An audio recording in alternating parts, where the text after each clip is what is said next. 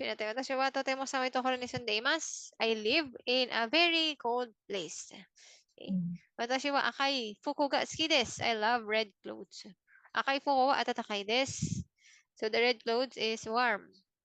私は一日だけ働きます. I work once a year only. それは12月 and that is December 24.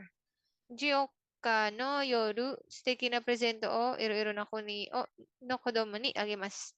So pagdating ng December 24, 24th day ng gabi, so nagbibigay siya ng mga regalo ng present.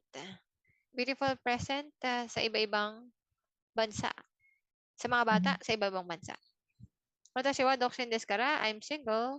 Kodomo ga imasen. Kaya wala akong anak. Demo, sekai no kodomo wa minna watashi o shiteimasu.